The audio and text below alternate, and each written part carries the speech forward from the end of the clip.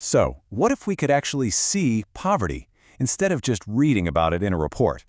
Today, we're going to explore a really fascinating tool that does just that. It's called the Poverty Graphical Coding Map, and its whole goal is to turn complicated data into a simple but powerful story. But first, let's start with a really big question. When you think about global poverty, what's the first thing that pops into your head? For most of us, it's probably a number. But is that all it is? Is poverty really something we can just boil down to a single statistic? For decades, that's pretty much how we've tried to measure it. And yeah, this is the number many of us know, $1.90 a day. This is the international poverty line from the World Bank. And look, it's a super important benchmark, but it's also kind of like a blindfold. It tells us if someone is poor by that one standard, but it tells us absolutely nothing about the how or the why of their daily struggle. So to really get what poverty is, we have to look beyond that one single line. We've got to go deeper, because the reality of being deprived in the 21st century is just way more complex than a simple income number could ever show us. I mean, think about it, right? Does having $2 a day mean you're not deprived if you can't get to a doctor, or if your kids can't go to a decent school?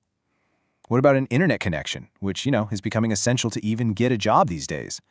The traditional numbers, they just miss this whole side of the story. And this is where a new way of thinking comes in, a new code for poverty, if you will. To really get a handle on this complexity, researchers are building new frameworks.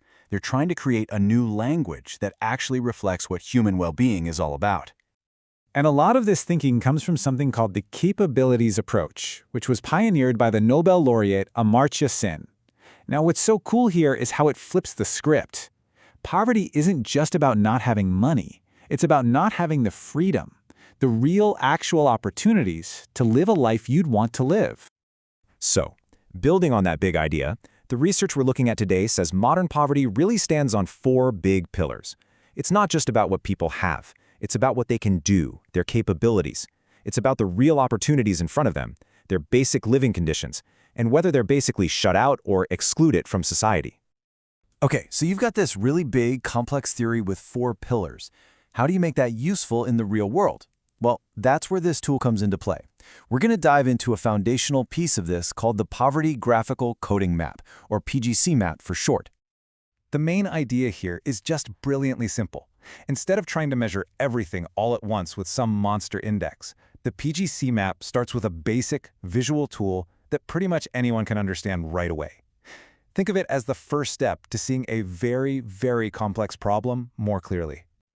All right, so here's how it works. It's super simple. You start with a basic 10 by 10 grid. That gives you 100 little squares. Now, imagine that grid is a small town of 100 people. Each square is one person. Then, for this basic map, we just ask one single question for every square. Does this person have any income at all? Yes or no? And here's where the visual part kicks in. The answer to that question gets turned into a simple binary code. If the person has an income, the square gets a 1, and we color it white. If they have no income, it gets a 0, and we color it black. That's it. So simple. White means income, black means no income. And just like that, with that simple color code, you can suddenly see the entire economic landscape of a society in a single glance. You're not looking at a boring spreadsheet anymore. You're looking at an actual picture of poverty. The creator of this map, Mario Arturo Ruiz Estrada, puts it perfectly. He says the grid becomes a binary visual map. And that just nails the whole point, right? To make poverty something you can actually see and feel, not just an abstract number you read. So what can these pictures tell us? Well, the system gives us 3 clear categories based on the percentage of white squares. If 66% or more of the squares are white, that's low poverty. If it's somewhere in the middle, between 35 and 65%, that's called a poverty trap. And if it's below 34% white, it's classified as high poverty. Okay, let's look at an example. So, picture a map with 70 white squares and 30 black ones. Right away, you can see that most people in this little society have an income. According to the system, that falls right into the low poverty category. It's a really clear, intuitive picture. Now, what if the map is split right down the middle? 50 white squares, 50 black squares. This visualizes what the framework calls a poverty trap. The society is just stuck. A huge chunk of the population has no income, and there's a serious risk that this poverty is just going to stick around. That 50-50 pattern makes that danger really visible. And for the last one, just imagine this map. It's almost all black, with just 20 little white squares dotted around. The visual hits you immediately. You don't need to read a report to get how serious this is. The map shows you, in these stark black and white terms, a society dealing with high poverty. So, what's the big takeaway here? What's the real power of turning numbers into a picture? Let's zoom back out and put it all together. Now, it's really important to have a balanced view of this. Its greatest strength is its simplicity. It's super fast and easy for anyone to understand in a second, especially a busy policymaker. But the creator is also really clear about its limits. This basic map only looks at whether income is present or not. It doesn't tell you how much, and it doesn't get into those other things we talked about, like healthcare or education. And that leads to the crucial point. The PGC map isn't supposed to be the final answer on poverty. It's a starting point.